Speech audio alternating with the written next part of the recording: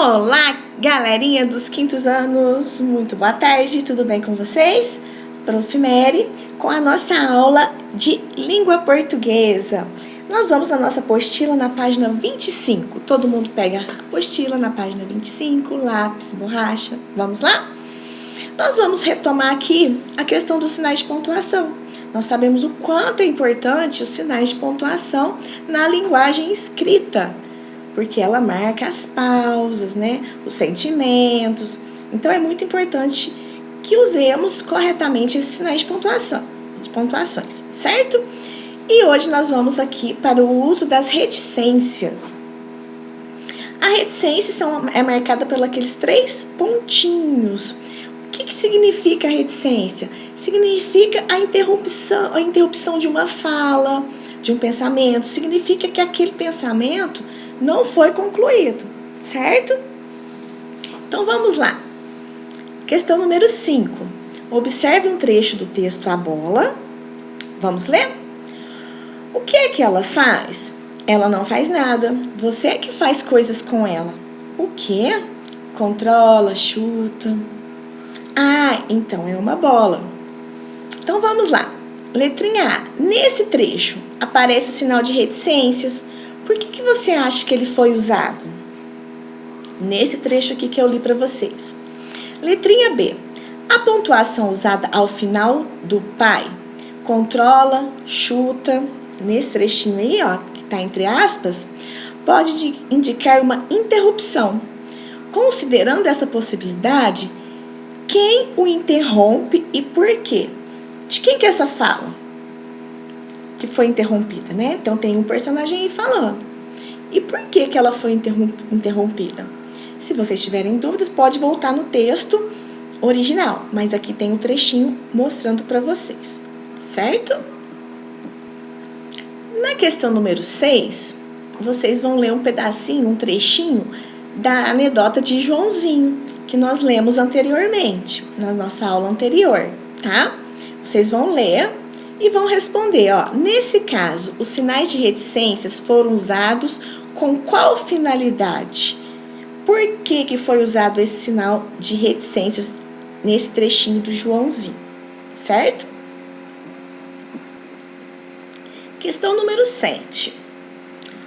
A seguir, leia mais um trecho do texto A Bola.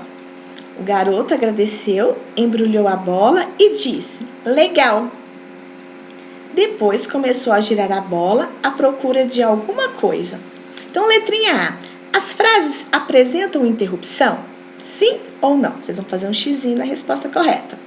Letrinha B. Qual é a função das reticências no trecho citado? Nesse trecho aí da bola. Qual foi a função do sinal de reticências? Então, só tem uma resposta correta, vocês vão fazer um xizinho em uma resposta, certo? E aqui a nossa apostila traz um trechinho falando um pouquinho mais sobre reticências. Como visto na atividade anterior, as reticências também podem ser usadas para indicar que um trecho do texto foi suprimido, ou seja, ele foi eliminado, tirado. Nesses casos, elas são colocadas entre colchetes. Os colchetes, ó, são esses 2 sinais aqui que são os colchetes. Observe o exemplo. O garoto agradeceu, disse, legal. De novo, e dali a pouco, o pai encontrou na frente da TV, com a bola nova do lado, manejando os controles de um videogame. Aí nós temos lá, ó, entre colchetes, né? O sinalzinho de reticências. O garoto era bom no jogo. Então, ó, nesse caso dos colchetes, foi usado para quê? Teve algum pensamento que foi eliminado, que foi tirado do texto escrito, certo? Agora, nós vamos para a página 27, nós vamos fazer um exercício de retomada desse capítulo, certo? Que é a atividade que seria para casa. Então, vamos lá. Na questão número 1, vocês vão conversar com os pais ou os avós e discutir um pouquinho como que eram as brincadeiras de antigamente, e vocês vão falar como são as brincadeiras de hoje, que são bem diferentes. Então, vocês vão fazer essa troca, conversando, explicando, e depois vocês vão pedir para eles, para alguém, né? Ou os pais ou os avós.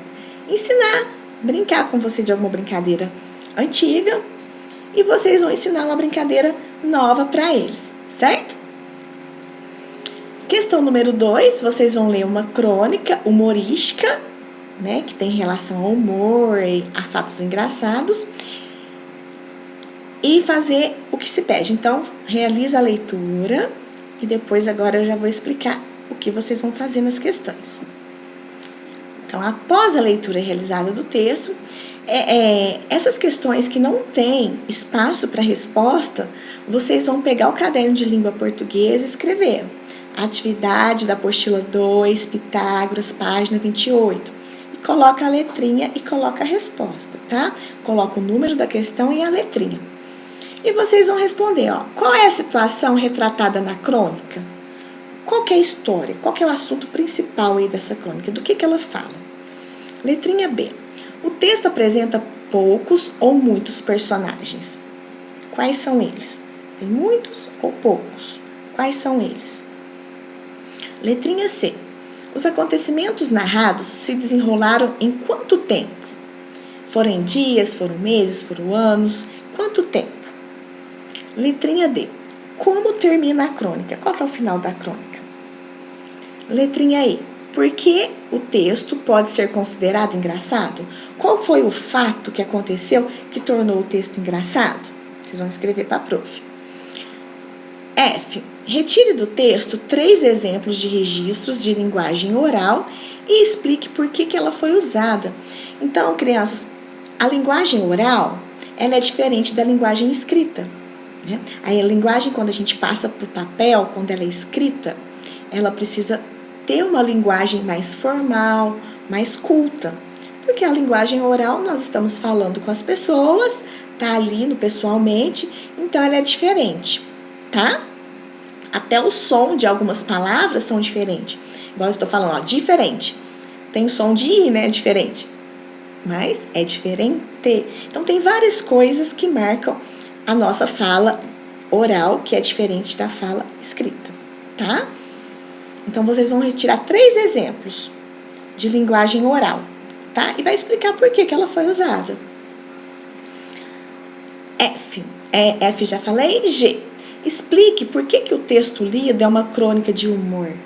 Qual é a característica desse texto que a gente pode concluir que ele é um texto de humor, que é um texto engraçado, tá? Questão número 3. Indique as principais características de um cartoon e onde esse gênero costuma ser publicado. Então, vocês já viram nas aulas anteriores. Vocês podem retomar as páginas, os vídeos, certo? Questão número 4.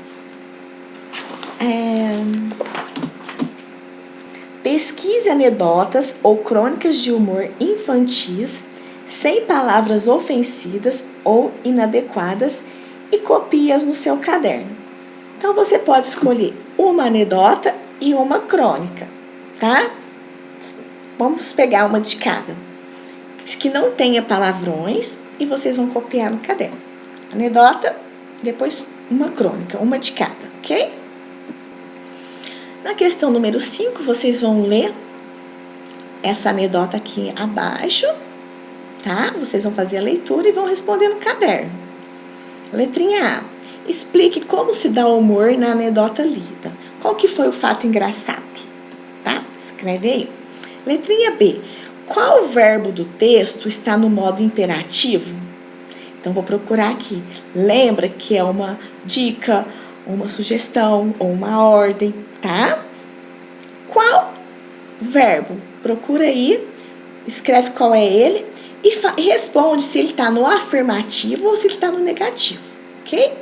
Letrinha C. Qual é a função das reticências na última frase do texto? Qual que é a função dessa reticência aqui na última frase do texto? Ele tornou-se pai só quando eu nasci, tá? Por que foi usado? Qual que é a função da reticência nesse caso aí? Agora, aqui no ponto de chegada, nós vamos fazer nada mais, nada menos do que um mapa mental, crianças. Mas esse mapa mental já está pronto. Ó, ele é um desenho humorístico, tem a assinatura do artista, ele é um quadro único, imagem mais texto verbal ou apenas imagem, tem situações atemporais e universais, tem humor, tem ironia e tem crítica. Desses textos que nós estudamos nesse capítulo, qual o texto que é esse? É crônica? É cartoon? É anedota? Qual que é? Aí vocês vão escrever o nome aqui desse gênero textual. Fácil. Agora aqui na nossa página 30, a última página de hoje, vocês vão fazer a mesma coisa, tá? Desses 3 textos. Vocês vão ler as características e vai colocar aqui. Essas características remetem a qual texto? Qual gênero textual? Cartoon, anedota, crônica? Vai escrever aqui. E a mesma coisa também aqui nesse último quadrinho verde. Certo, crianças? Espero as fotinhas de vocês. Uma boa aula a todos e qualquer dúvida pode contar comigo, é só me chamar aqui. Um beijo!